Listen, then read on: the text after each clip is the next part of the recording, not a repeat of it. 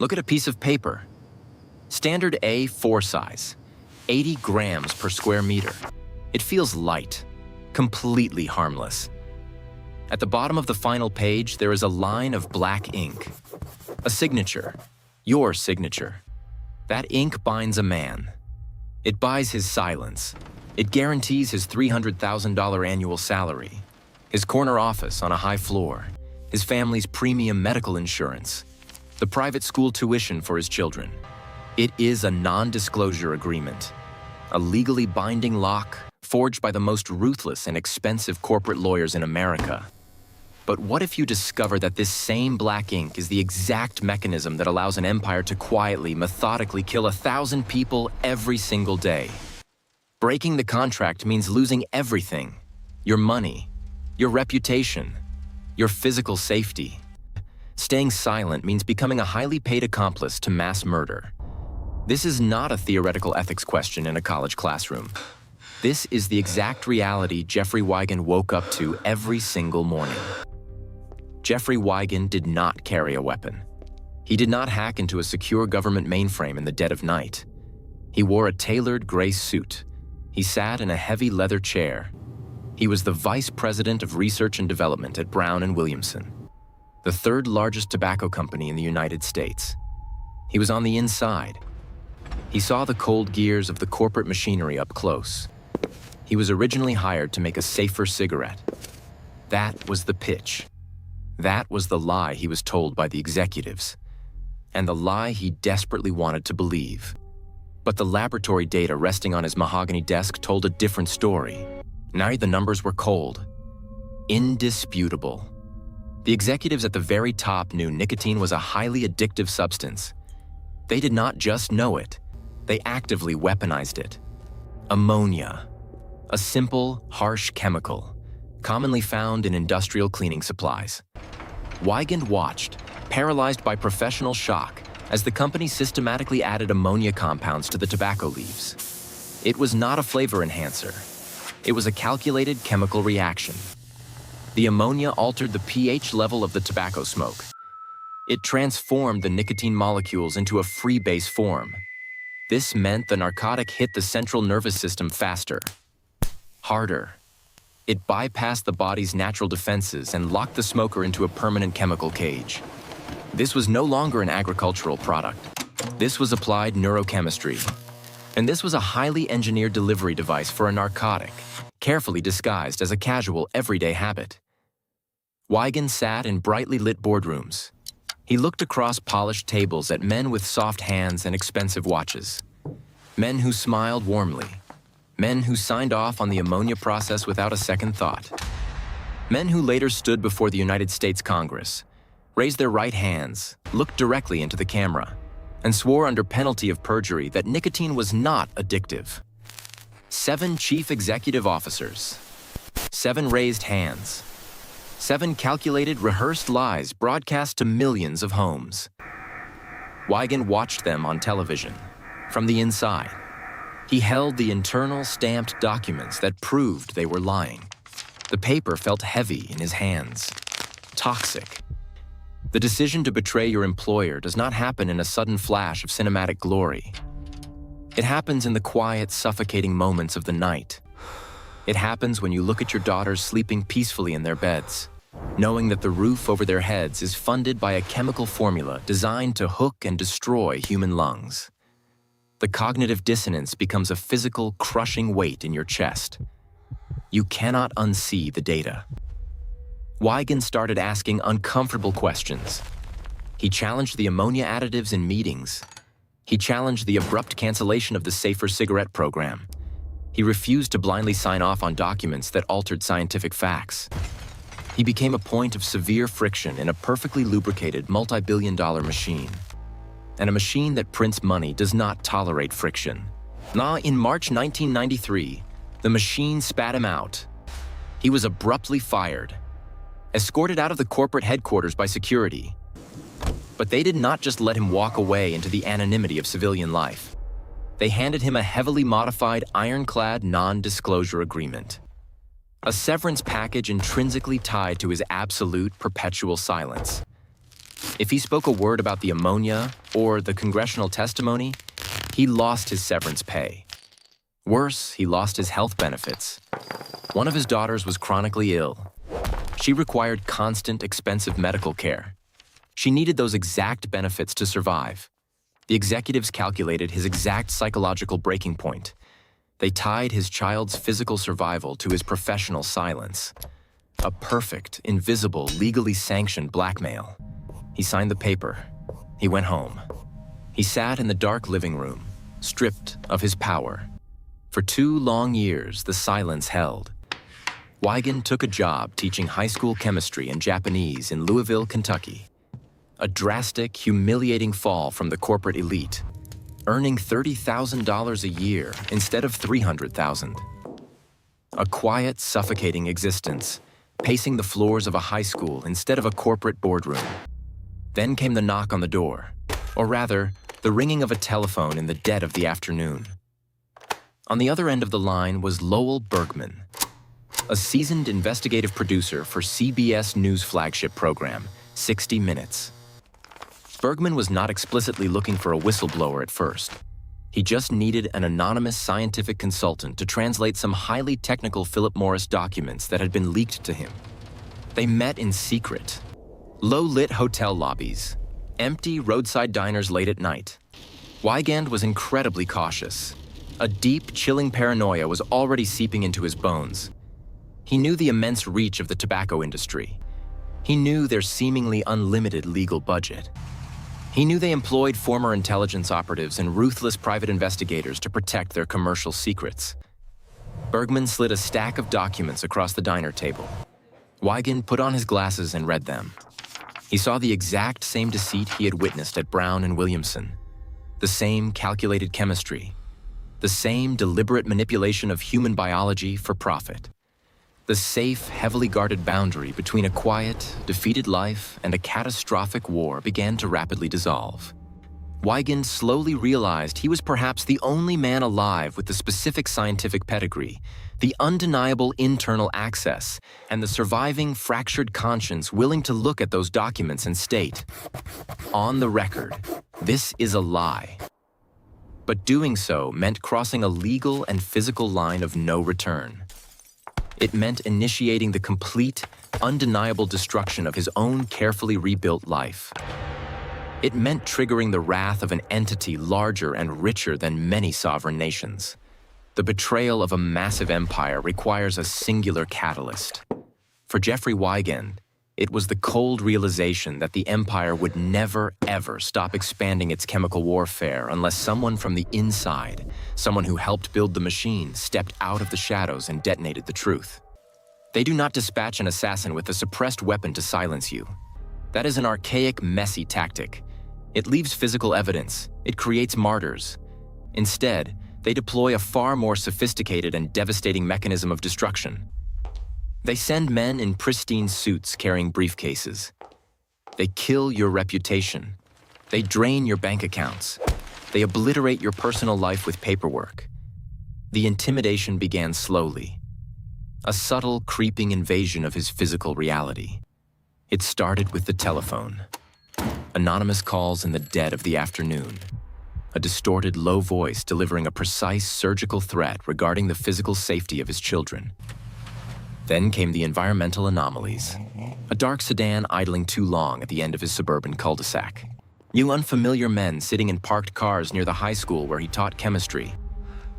The distinct, unnerving sensation of being observed while walking across a grocery store parking lot. The headlights tracking his vehicle in the rearview mirror during a routine drive home. Wigand began checking the deadbolts on his front door. He checked them 3 times a night. The metallic click echoed loudly in the quiet house. He installed an expensive security system. He kept a loaded handgun close by. The paranoia was not a symptom of mental illness. It was a perfectly rational biological response to being targeted by a multi-billion-dollar corporate intelligence apparatus. The executives at Brown and Williamson had realized Wigand was talking to Lowell Bergman at CBS News. The perimeter was breached. The containment protocol was activated. In August 1995, Wigand made the final, irrevocable physical movement. He sat down in a chair in a dimly lit hotel room in New York. Mike Wallace, the legendary broadcaster, sat across from him. The red tally light on the television camera illuminated. Wallace asked the question. Wigand answered. He stated clearly on the record for a national audience that his former employer willfully ignored safety data, that they consciously manipulated the chemical composition of cigarettes to maximize chemical dependency, that the chief executive officer committed perjury before the United States Congress. The words left his mouth. They were recorded onto magnetic tape. The point of no return was crossed. The corporate retaliation was immediate, massive, and entirely disproportionate. It was a demonstration of absolute asymmetrical warfare. They did not simply file a civil lawsuit for breach of his confidentiality agreement. A lawsuit is merely a legal procedure. They wanted a public execution. The company hired an elite public relations firm. They retained former federal agents and seasoned private investigators. They initiated a forensic excavation of Jeffrey Wigand's entire existence. Every former colleague, every old neighbor, every minor grievance, every medical record, every financial transaction. The objective was not to debate the chemistry of ammonia. The objective was to completely annihilate the messenger. If they could successfully paint the scientist as a deranged, bitter, pathological liar, the science itself would be ignored by the public. The result of this systematic excavation was a 500-page dossier. It was a physically massive document, a weaponized compilation of distorted facts, aggressive half-truths, and outright fabrications. It detailed alleged shoplifting incidents. It highlighted minor domestic disputes. It portrayed him as a volatile, unstable employee who was fired for poor performance, not for raising ethical concerns. This dossier was not kept in a drawer. The public relations firm meticulously distributed copies to every major news organization in the country. They handed it to prominent journalists in Washington and New York. The strategy was saturation. Drown out the whistleblower's message with a torrential flood of character assassination. The psychological pressure on Wigand became absolute. The legal bills mounted exponentially. The threat of total financial ruin was a mathematical certainty. The media scrutiny intensified, and shifting away from the lethal nature of cigarettes and focusing entirely on his personal flaws. The collateral damage hit his family with devastating force. His wife, Lucretia, watched their comfortable, affluent life rapidly disintegrate. The corporate salary was gone. The medical benefits for their sick child were gone. In their place were terrifying anonymous phone calls, private investigators lurking outside their windows, and the relentless, crushing anxiety of a high-stakes legal war they could not possibly afford. The environment inside the house became toxic. The structural integrity of the marriage collapsed under the unbearable weight of the corporate siege. She filed for divorce. She took their 2 daughters. She moved away. Wigand was left entirely isolated. The corporate strategy had achieved its primary tactical objective. So they had severed his support system. He moved into a small, sparsely furnished apartment. He slept on a cheap mattress. He sat alone in the dark, surrounded by boxes of legal documents. He was a 53-year-old man who had lost his career, his wealth, his reputation, and his family. This is the precise, calculated cost of breaking the silence. The system does not negotiate. It crushes the anomaly to preserve the machine. But the executives made one critical miscalculation. They assumed that destroying the man would automatically destroy the evidence. They failed to realize that the magnetic tape recording his testimony was already in the hands of CBS News. And more importantly, they failed to anticipate that Wigand, having lost every single thing of value in his personal life, no longer had anything left to fear from their lawyers. As a siren wails in the early morning light, a police cruiser pulls up to the curb. It is not there to execute an arrest warrant. It is there to escort a high school chemistry teacher so he can safely drop his daughter off at school. This is the new normal. The perimeter of his life has shrunk to the distance a bullet can travel. The corporate lawyers in Kentucky secured a sweeping injunction. A judge signed an order explicitly forbidding Jeffrey Wigand from speaking about anything he witnessed inside Brown and Williamson. If he opens his mouth, he violates a direct court order. He will be held in contempt. He will be sent to a federal prison. But a parallel legal track was moving in the Deep South. The state of Mississippi was suing the tobacco industry to recover billions in public health care costs. Their lead attorney, Richard Scruggs, needed a witness. He needed the man on the inside. They flew Wigand to Pascagoula, Mississippi, a quiet, humid coastal town, far from the corporate skyscrapers of Louisville. He walked into a small, unremarkable conference room in a courthouse. He sat down. The lawyers for Big Tobacco were there. They held the Kentucky court order in their hands. They explicitly threatened him with immediate incarceration. They promised to destroy what little remained of his life. The room went completely silent. The court reporter hovered her hands over the stenotype machine, waiting. Wigand had a choice. Obey the gag order, walk out the door, and perhaps salvage his freedom. Or speak the truth and risk wearing a prison uniform by nightfall. He looked at the lawyers. Then he looked at the court reporter. He began to speak. He methodically dismantled the chemical illusions of the tobacco industry. He detailed the ammonia process. He explained the deliberate manipulation of nicotine absorption.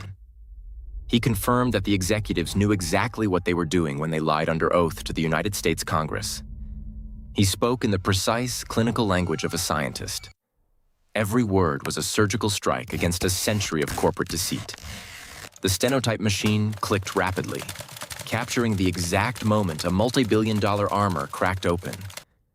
But speaking the truth in a closed room is not the same as surviving it. The executives escalated their counterattack. They turned their crosshairs on CBS News. They threatened the network with a multi-billion-dollar lawsuit for tortious interference. And they claimed CBS was illegally inducing Wigand to break his confidentiality agreement. The corporate hierarchy at CBS panicked. The journalism executives retreated. They ordered the producers to kill the interview. They effectively censored their own flagship program to protect their stock price. Wigand watched the broadcast from his small apartment. The segment aired, but his face was hidden in shadows. His voice was altered. His explosive testimony was entirely omitted. The network had surrendered to the machine. He had risked his freedom, his family, and his sanity, only to be silenced by the very journalists who promised to protect him. It was the ultimate, crushing betrayal. He was completely exposed, a soldier abandoned deep behind enemy lines. But the truth, once spoken into a legal record, operates like a slow-acting solvent. It eats through the containment vessels. Someone leaked the Mississippi Deposition to the Wall Street Journal. The paper printed it. The raw, unfiltered reality of Big Tobacco's internal operations was suddenly laid bare on the front page of the most respected financial newspaper in the world. The public humiliation for CBS was immediate and severe. Shamed by their own cowardice, the network executives finally reversed their decision. On February 4th, 1996, they aired the full, unedited interview with Jeffrey Wigand. 70 million people watched a quiet man in wire-rimmed glasses systematically destroy the central lie of an entire industry. The dominoes began to fall with violent speed. The public outrage was uncontrollable. The political pressure became insurmountable. The legal shields dissolved. In 1998, the major tobacco companies surrendered. They signed the Master Settlement Agreement with 46 states. It was not a small penalty. It was a structural realignment of the American economy. They agreed to pay $206 billion, the largest legal settlement in the history of human civilization. They were forced to dismantle their lobbying organizations. They had to release millions of pages of internal secret documents. A single man, armed with nothing but a fragile conscience and a deep understanding of neurochemistry, had successfully crippled a financial titan. This is where the story should end, with a triumphant musical swell. The hero vindicated, the villains punished. But the physical reality of the world does not operate on cinematic justice. Look at the aftermath. Look closely at the boardrooms. Not a single tobacco executive went to prison for perjury. They retired to gated communities with massive multi-million-dollar stock portfolios. The industry did not collapse. They simply raised the price of a pack of cigarettes to cover the cost of the $206 billion fine. The addicts kept buying. The machine kept running. It just recalibrated. And what about the man who broke the machine? Jeffrey Wigand did not receive a percentage of the settlement. He did not get rich. He remained in his small apartment. His marriage was permanently broken. His former life was a burned-out shell. He walked into a high school classroom every morning. He picked up a piece of white chalk. He taught teenagers the basic principles of chemistry. He was safe, but he was entirely alone. He won the war. He broke the silence. But the system is designed to absorb the financial blow and transfer the true, permanent cost directly onto the whistleblower. The empire survived the truth. Jeffrey Wigand simply had to survive the empire.